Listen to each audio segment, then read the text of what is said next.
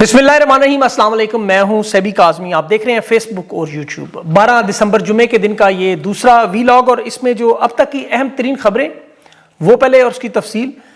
Long मार्च के लवाजमात मुकम्मल होते हुए नजर आ रहे हैं। तहरीक इंसाफ ने जो आज इस सियासी कमेटी में बड़े नाम शामिल किए, उसमें मार्च, लॉकडाउन, इन तमाम चीज़ों पर हो रहा है। अडयाला के बाहर का प्लान क्या है वो भी आपको बताता हूँ। खैबर पख्तूनख्वा हुकूमत में सुहेल अफरीदी ने सरकारी सतह पर आज बयान भी जारी किया और कल का जलसा भी अनाउंस किया, 14 का सॉरी।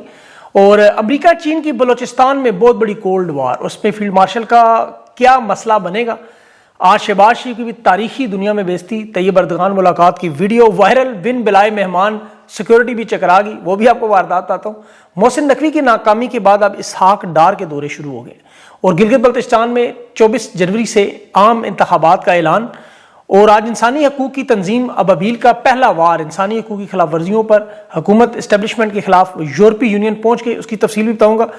लेकिन सबसे पहले तहरीक इंसाफ ने आज इमरान खान की हिदायत पर सलमान अकरम राजा ने पॉलिटिकल कमेटी की जो तरतीब थी, उसमें बैरिस्टर गौर, फिरदौस, शमीम नकवी, शेख वकास, सुहेल अफरीदी के साथ लीडर अपोजिशन जो अल्लामा नासिर अब्बास और कौमी असम्बली में महमूद अचकज़ई समेत जिन लोगों को सजाएं हुई, उमर अयूब, शबरी फराज, मोइन कुरैशी, अहमद बच्चर, कमल शोजब, आमिर डोगर, असद कैसर, सरदार कयूम नियाजी, खालिद खुर्शीद, गिलगित बल्तिस्तान के जो है आलिया हमजा, जुनैद अकबर, अलीम आदिल शेख, दाऊद काकड़ को शामिल किया है। ओवरसीज चैप्टर सजाद बरकी के 23 लोगों पर इस मुश्तमिल कमेटी में बहुत से लोग गैर फ़ाल हैं। लेकिन ये कमेटी एहतजाज के मुज़ाकरात के जो मामलात हैं वो महमूद अचकज़ई और राजा नासिर देखेंगे। बाकी मामलात अब क्या है, अब बड़ी इंटरेस्टिंग सूरत हाल है कि देखिए तहरीक इंसाफ की जो सियासत है, हिकमत अमली है, सियासी जमातों से मिलना है, ये सारा जोड़ तोड़ भी इस हवाले से अहम है कि इस्टेब्लिशमेंट अभी तक इमरान खान के खिलाफ जो इंतहाई सख्त कार्रवाइयों की धमकियां दे रहे हैं उसे वो कर नहीं सकते, क्योंकि बदतरीन हालात में भी इस वक्त क़यादत, ओवरसीज पाकिस्तानी और सोशल मीडिया और ग्राउंड पर वर्कर्स ये अभी तक डटे हुए हैं। खैबर पख्तूनख्वा वो नाकाबिल तस्खीर किला है तहरीक इंसाफ का, जो काबू नहीं आ रहा, और इसे एक सूबे की वजह से इमरान खान के खिलाफ कोई बड़ी कार्रवाई करने का ये सोच नहीं सकते। और यही सारा मामला तय होना है, क्योंकि सुहेल अफरीदी की अहमियत जो इस वक्त तक निपतुल अंदाज में सियासत के साथ काम कर रहे हैं अडयाला जेल में, जो सुहेल अफरीदी की मुलाकात नहीं करवाई जाती, जिसका मैंने आपको पिछले वीलॉग में बताया कि अब रिहाई अहम है, रसाई नहीं। रसाई को इन्होंने इतना ज़्यादा अहम क्यों किया है, और इमरान खान के लिए भी देखें कि वो जानते हैं कि एहतजाज और मुज़ाकरात के मामले को महमूद अचकज़ई और राजा नासिर अब्बास के हवाले किया है कि ये दो बुजुर्ग रहनुमाएं पाकिस्तान की सियासत को, इस्टेब्लिशमेंट को, इक़्तिदार को बड़ी अच्छी तरह जानते हैं, जज्बाती नहीं है। फिर तहरीक इंसाफ में बहुत से नौजवान हैं, आपको पता है, और नौजवान खुल के खेलना चाहते हैं। वो चाहते हैं कि जाएँ, फ्रंट फुट पे जाए, और उसमें फ्रंट फुट में अक्सर गलती भी होती है जिसका फ़ायदा उठाने के लिए तैयार है। अली मीन गंडापुर ने माजी में बहुत सी गलतियाँ की जिनसे सुहेल अफरीदी सबक सीखता रहा। अब ये जो हर हफ्ते इनका अडयाला जेल जाना है, 10 मरतबा जा चुके हैं, ये इस्टेब्लिशमेंट के लिए बड़ी तकलीफ दे बात है, क्योंकि हर हफ्ते इस मुलाकात में कारकुनान से मिलना, एंगेजमेंट होना, सोशल मीडिया पे एक्टिव होना, तहरीक इंसाफ के मौक़िफ़ को पूरी दुनिया में कि यहाँ आइन और कानून तबाह बर्बाद है, एक वज़ीर आला को अदालत के हुक्म पर नहीं मिलने दिया जा रहा है, ये कामयाब होता है। और हुकूमत और इस्टेब्लिशमेंट पर दबाव है, शदीद दबाव। देखें मईशत उन्होंने तबाह की हुई है, खारजा पॉलिसी, सरमाकारी, अदम इस्तेहकाम, मुल्क में अमन अमान, इंसानी ये सब कुछ तबाह बर्बाद है। आप जानते हैं दुनिया में ये बदनामी होती है, इसका बड़ा दबाव है। अगर आप ये समझते हैं ना इस दबाव में नहीं है तो आपकी बहुत बड़ी गलतफहमी है। ये जो सोशल मीडिया से आपकी उठती हुई आवाज़ें हैं ये इसीलिए इतनी अहम है, वरना 3 साल में जो पागलों की तरह जुल्म सितम हो रहा, ज़हनी मरीजों की तरह, वो ख़त्म ना कर देते, इन आवाज़ों को बंद करने के लिए जो तबाही बर्बादी की है वो छोड़ ना देते, बावजूद इसके कि आप लोग इनकी अब धमकियों से नहीं डरते। इनका तो पागलपन अरूज पर पहुँच के अब नीचे आ रहा है। जुल्म सितम आप बर्दाश्त कर चुके हैं और बाज नहीं आते।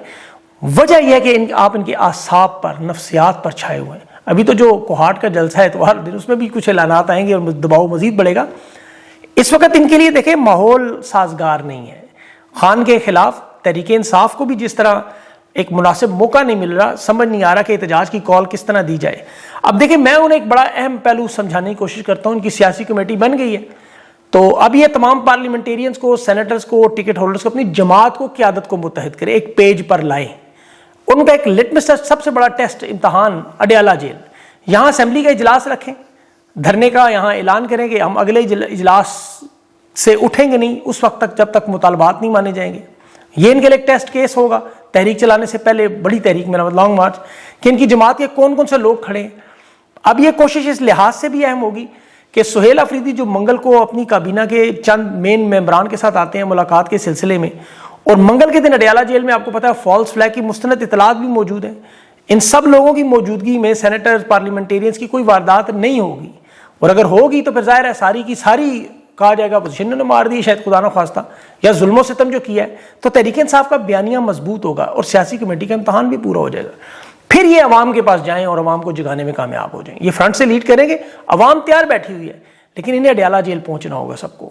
دوسرا جو ان کے پاس مرحلہ ہے وہ دیکھیں قومی اسمبلی, صوبائی اسمبلی اور سینٹ سے استعفوں کا. یہاں حکومت نے بھی اعلان کیا ہے کہ 8 فروری کے الیکشن کے بعد جو 2 سالوں کے بعد جو بڑا الیکشن وہ ضمنی انتخابات کا, اگر تحریک انصاف استعفے دے تو یہ کروا دیں گے. اب تحریک انصاف کو مرحلہ وار اس طرف جانا چاہیے. استعفوں سے پہلے یہ احتجاج کی کال یہ سب کچھ کر لیں, اس کے بعد یہ استعفوں کی طرف جائیں. اور یہ حکمت عملی میں ٹائمنگ بڑی اہم ہوگی, اور اس میں پولیٹیکل کمیٹی غور و فکر ضرور کر رہی ہوگی کہ ضمنی انتخابات اگر ہوں تو پھر بائیکاٹ کریں یا نہ کریں. لیکن یہ ظاہر ہے عمران خان کی ہدایات ہوں گی. پہلے بھی دیکھیں 100 سے زیادہ تحریک انصاف کے ممبران نے قومی اسمبلی نشستوں سے خان کے کہنے پر جب استعفے دیے تو وہ منظور نہیں کیے گئے, اور ضمنی انتخابات میں جہاں دوبارہ تحریک انصاف کامیاب ہوئی سوائے کراچی کی چند نشستوں گئی. تو یہ ان کے لیے ایک بہت بڑی پولیٹیکل ایکٹیویٹی ہے. انہیں اس وقت صرف اور سیاسی سرگرمیاں کرنی ہیں.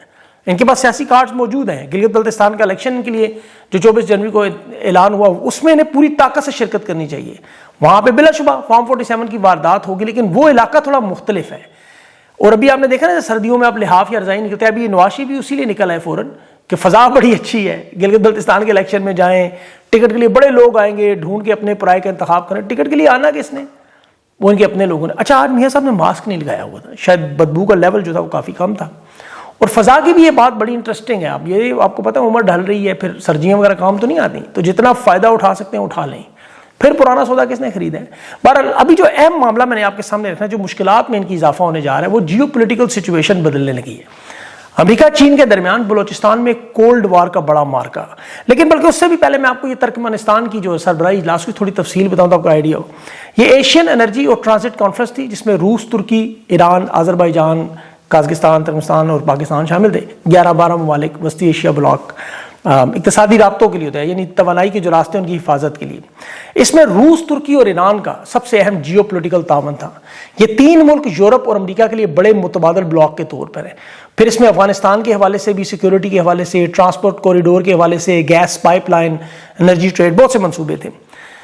اس میں سب انٹرسٹنگ ویڈیو جو سب سے آئی وہ شہباز شریف کی. ویسے تو ان کی دوروں میں ہمیشہ آپ کو پتا پاکستانیوں کو کامیڈی کا ایک بڑا زبردست سورس بنتا ہے, اس فستائیت میں آپ کو ہنسی مذاق.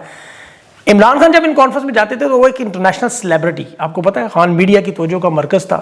ماشاءاللہ ایک پرسنالٹی, اوپر سے اللہ نے 6 فٹ 3 انچ قد دیا ہوا ہے. وہ کھڑا بھی ہمیشہ پہلی لائن میں کرتے تھے کہ میڈیا ظاہر انٹریکشن تھی, عزت مقام تھا. اب شہباز بیچارہ ایک تو قد کی وجہ سے مار کھا گیا, اوپر دنیا ویسے ہی نہیں پوچھتی, اب بیچارے جائیں تو کدھر جائیں. ملاقات پیوٹن کا اور اردگان کی یہ ہو رہی تھی بڑی انٹرسٹنگ, اور شہباز شریف کو 40 منٹ بٹھائی رکھا پورے وفد کے ساتھ. یہ تارن مارن سارے 40 منٹ وہ غریب انتظار کرتا رہا کہ پیوٹن آ کے ملے گا. تنگ آ کے پھر اس نے نکلنے کا فیصلہ کیا اور وہ ویڈیو بن گئی. اس نے انٹرنیشنل گیٹ کریشر سے کہا جا رہا ہے. اور اس کانفرنس میں آپ کو پتہ ہے عام طور پر ان کا طریقہ واردات بڑا زبردست, یہ ٹوائلٹ کے قریب بیٹھتے ہیں ہمیشہ. انہیں پتہ ہے عمر کے حصے میں سارے لوگ ٹوائلٹ جانا تو پڑتا ہے, ڈیرا وہاں لگاتے ہیں قریب. پھر وہ پیچھے سے لپک کر جھپٹنا, دبوچنا, کوٹ پکڑنا, وہ آپ نے سارا دیکھا ہوگا ان کی بہت دفعہ. پیوٹن کی پھر وہ ویڈیو آئی, وہ اب بیچارہ پیوٹن بڑی سخت تکلیف میں تھا, ہاتھ چھڑا کے بھاگنا تھا, ظاہر ہے وہ تکلیف میں تھا, ٹوائلٹ جانا ہے. شہباز شریف کو پتا تھا اس کا ہاتھ نکل گیا تو ویڈیو نکل جانی ہے.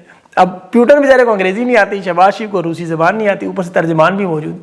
اب وہ سارا لاتا رہا صرف اور صرف ویڈیوز بنانے کے لیے. یقین کریں جیسے وہ آپ کو کوئی سوشل میڈیا انفلوئنس اگر مل جائے نا تو آپ, یا بلکہ شادی بیاہ میں آپ دیکھیں نا اکثر وہ خاندان کی بزرگ خواتین یا بزرگ مرد وہ آپ کو دبوچ لیتے ہیں, اکثر برسوں کا پیار آپ کے اوپر نچھاور کرتے ہیں, جان نہیں چھوڑتی.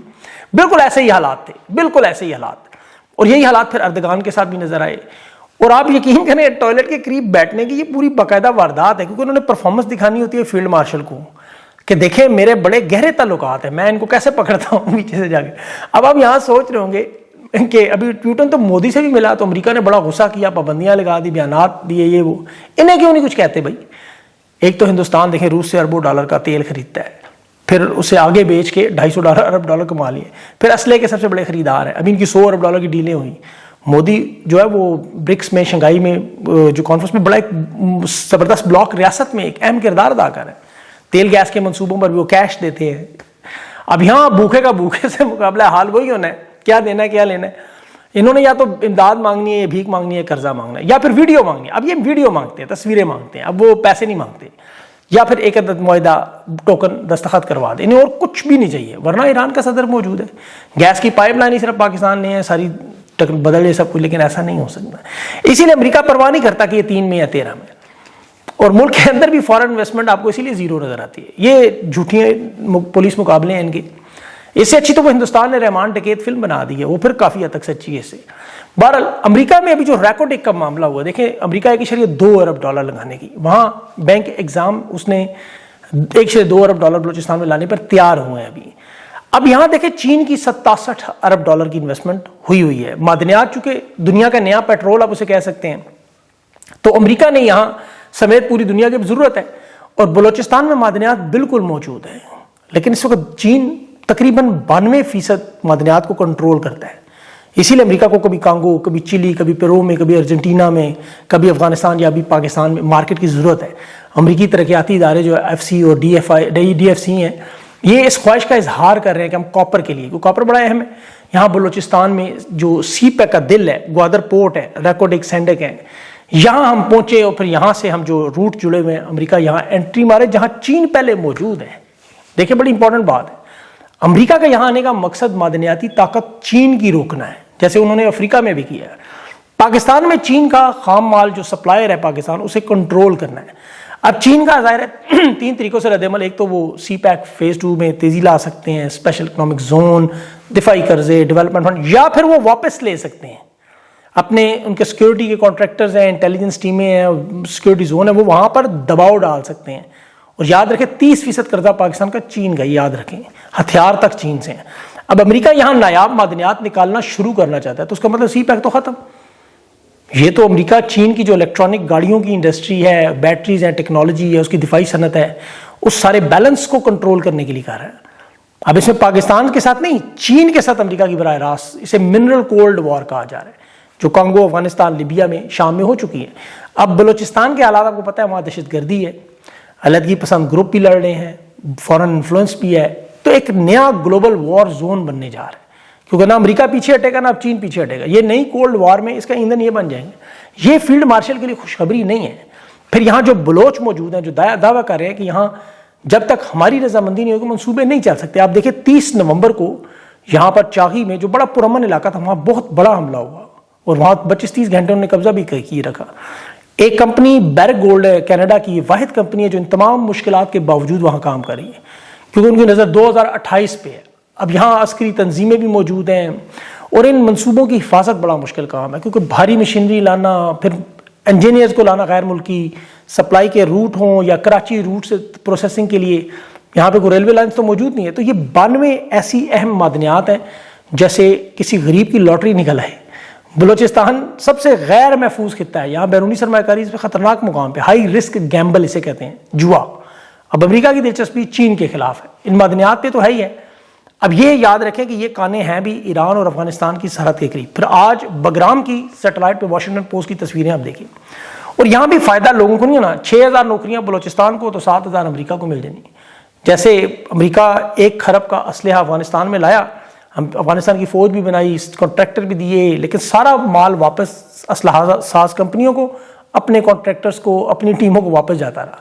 تو یہاں سے بھی یہ مال نکالنے کے بعد ٹیشو کی طرف پھینکیں گے، لیکن چین کے ساتھ ہمارا کام خراب ہو جائے گا، اور یہ آنے والے دنوں بڑا خطرناک ہوگا. آگے اگلی خبر آپ کو انسانی حقوق کے حوالے سے.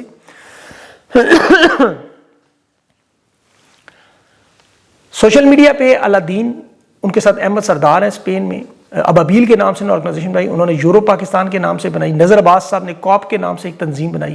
یہ تینوں تنظیموں نے بیڑا اٹھایا انسانی حقوق کا، خان کی قید سمیت تمام جو ظلم و ستم ہو رہے ہیں اقلیتوں پر، بلوچ رہنماؤں پر. یہ بیلجیم میں یورپی یونین کے دفتر پہنچ گئے، وہاں کی 4 ممبران سے ملاقات ہوئی، اور اس گروپ میں میٹنگ کے بعد انہیں اگلا اجلاس اور بڑی میٹنگ کا وہ بھی انہیں ٹائم دے دیا گیا. اب اس کا ایجنڈا ان کا کیا تھا، پوری تفصیل وہ ظاہر ہے میری کوشش ہوگی انٹرویو میں ان سے پوچھوں کہ وہاں پہ کیا کیا معاملہ ہوا.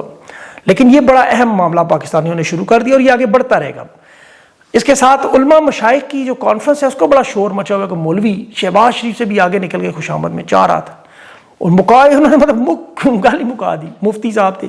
حالانکہ قرآن و حدیث میں دیکھیں علماء کی ظالم دربار سے منسلک ہونا حکمرانوں کا دربار میں جانا، اس میں سورہ ہود میں اللہ نے کہا کہ ظالموں کی طرف مائل نہ ہونا ورنہ آگ تمہیں چھو لے گی. یہ سب علماء ہیں، اسی لیے میں تھوڑی سی قرآن و حدیث کی بات کروں. نبی پاک صلی اللہ علیہ وسلم کی حدیث ہے کہ عام عالم جو ہے وہ بادشاہوں کے دروازے پر جائے تو وہ فتنہ ہے. ایک حدیث ہے مشکوۃ الصابیہ میں کہ بدترین علماء وہ ہیں جو حکمرانوں کے پاس جاتے ہیں. نبی پاک صلی اللہ علیہ وسلم کا ایک اور اس طرح ارشاد ہے کہ تم میں سے سب سے بہتر وہ ہے جو حکمرانوں تک حق بات پہنچائے. آپ ان تمام علماء کی گفتگو آرمی چیف کے ساتھ فیلڈ مارشل کے دیکھیں، یہ چیخ چیخ کر گلے پھاڑ پھاڑ کر رہتے ہیں کہ آپ کے خلاف ایک لفظ نہیں سنیں گے، حالانکہ سرکاری ملازم ہے.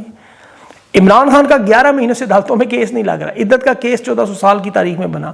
عمران خان کی بہنوں پر، پاکستان کی عوام پر، پاکستان کی ماؤں بہنوں بیٹیوں پر جو مظالم ہوئے، ان میں سے کبھی کسی ایک شخص نے بھی ان طاقتور لوگوں کے سامنے بات نہیں کی. الیکشن چھین کر مال مفتوح کی طرح بانٹا گیا، یہ حق سچ کی بات نہیں کرتے. لیکن یہ نہیں کہتے شہباز شریف ناجائز وزیر اعظم 17 سیٹوں پر، یہ کیسے وزیر اعظم بنے ہوئے. لیکن یہ اٹھا اٹھا کر وہ نخرے پاگل ہوئے تھے. ہر طبقہ فکر کا مولوی، ہر طبقہ فکر. وہ طاہر اشرفی صاحب، وہ عمران خان پر تنقید کرنے والوں کے ساتھ کھڑا تھا. اب بھی ان کی ویڈیو ایک شیئر میں نے ٹویٹر پہ کی، کسی نے لگائی تھی کہ عمران خان پر تنقید کرنے والا ابو جہل کا یار ہے. یہ ان کے الفاظ تھے، وہ سامنے بیٹھے ہوئے تھے. ایک وہ مولوی صاحب رشید، جامعہ رشید کے مفتی عبد الرحیم صاحب، وہ کہہ رہے تھے اللہ نے ہماری فوج کو حرمین شریفین کے تحفظ کے لیے. مولوی صاحب چونکہ عسکری، سیاسی، جغرافیائی تاریخ کو نہیں جانتے، 1979 میں خانہ کعبہ پر حملے پر سعودی حکومت نے سب سے پہلے امریکی فوج کو بلایا تھا، فرانس کو. ان کے اسپیشل کمانڈوز آئے تھے. پھر 1991 میں خلیج کی جنگ میں عراق نے جب کویت پہ حملہ کیا صدام حسین، اس وقت بھی سعودی اور اتحادی فوجیں ہی سعودی عرب کی سرزمین پر تعینات ہوئیں. سعودی عرب کا آج بھی سب سے بڑا جو دفاعی معاہدہ امریکہ کے ساتھ ہے. خود امریکی فوج نے کہا ہم حرمین شریفین کی حفاظت کریں گے. اور اللہ کے گھر کی حفاظت بابیلیں بھی کر سکتی ہیں، کافر بھی کر سکتے ہیں، اللہ خود کرتا ہے. وہ کسی کے تحفظ کی وہ ضرورت نہیں اس کو پڑتی. اس کا اپنا گھر ہے، وہ جانے اس کا گھر جانے. اگر ابراہ سے بچا سکتا ہے تو ہر ایک سے بچا سکتا ہے. یہ ساری واردات جو ہے صرف چیخ چیخ کے وہاں ویسے ہی اٹھا اٹھا کے پاگل، مطلب اللہ معاف کرے. ان مولویوں کو دیکھ دیکھ کے لوگوں کا اب اسلام سے بھی یقین جا رہا ہے، ان کے اسلام سے جو ان کا ورژن ہے وہ دل ہٹتا جا رہا ہے کہ یہ سارے طبقے فکر دے، ہر قسم کا مولوی، ہر برانڈ کا موجود تھا. بہرحال اللہ ان کو بھی ہدایت کی مطلب ہمت دے. اور کیا کہا جا سکتا ہے کہ دعائیں کی جا سکتی، اور پاکستان کے حالات بہتر کے. اپنا خیال رکھیں. مجھے اگلے ویلاگ تک کے لیے اجازت دیں. اللہ حافظ.